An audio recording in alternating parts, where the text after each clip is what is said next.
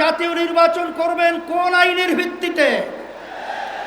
সেই আইনের ভিত্তি হলো জুলাই সনদ যখন আইনে ভিত্তি পাবে তখন জাতীয় নির্বাচন আইনি ভিত্তি তৈরি হবে, নাহলে সেটা অবৈধ নির্বাচন হবে।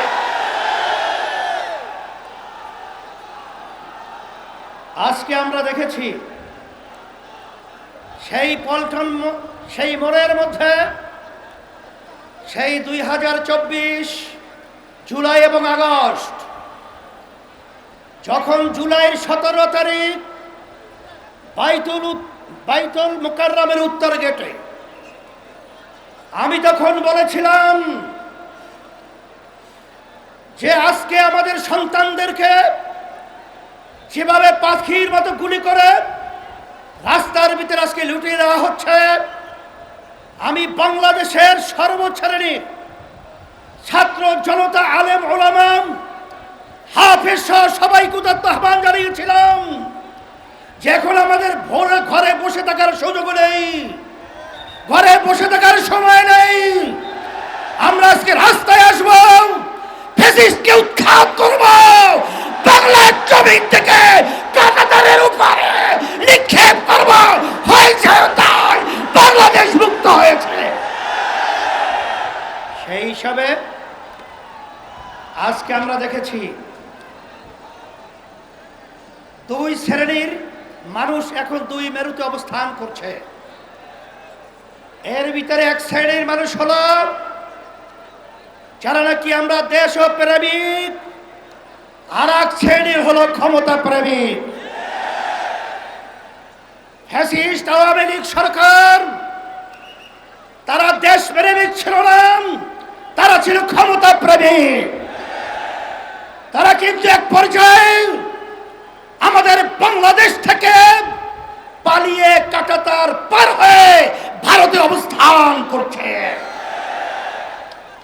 নব্য যারা ফ্যাসিস্ট হওয়ার চিন্তা করছেন, যারা গণভোট নিয়ে নির্বাচনের আগে দেওয়ার ব্যাপারে তালবাহানা করছেন, আমি তাদেরকে উদ্দেশ্য করে বলতে চাই, আজকে বাংলাদেশের ছাত্র জনতা, সর্বশ্রেণীর মানুষ আজকে জুলাই ভিত্তিক আইনি সর্বপ্রথম চায়, তারপর জাতীয় নির্বাচন চায়।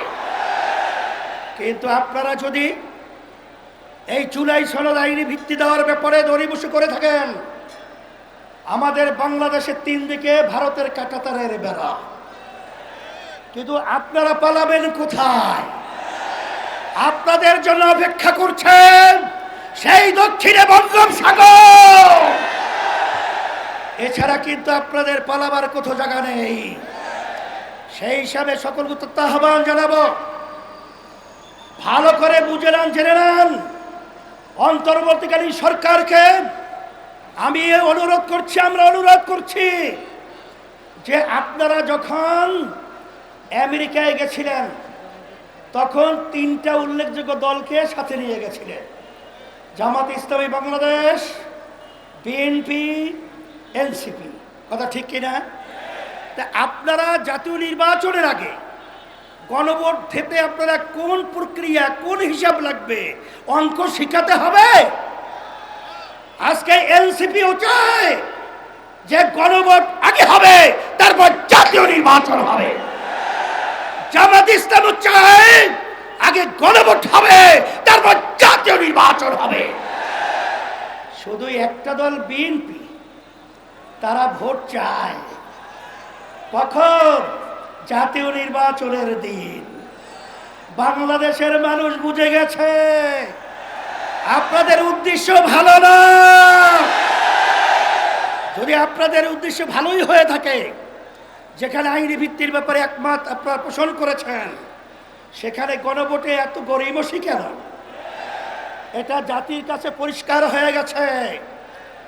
আমরা অন্তর্বর্তী সরকারকে বলবো, আমরা শান্তিপ্রিয়, বারবার রাস্তায় রোদ্রে আমাদেরকে পোড়াচ্ছেন, আপনারা পুড়িয়েছেন, আর কত রাস্তায় নামতে হবে?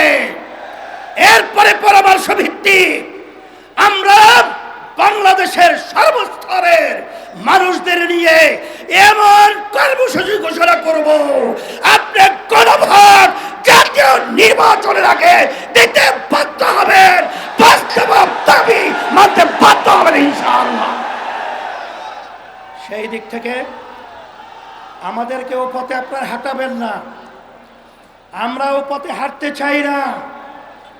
আজকে জাতীয় সমাবেশের মাধ্যমে আপনাদেরকে আমরা বারবার অনুরোধ করছি, এরপরে যদি আপনাদের শুভবুদ্ধি উদয় না হয় তাহলে কিন্তু পরবর্তীতে আমরা কঠিন কর্মসূচি দিতে বাধ্য হব ইনশাআল্লাহ।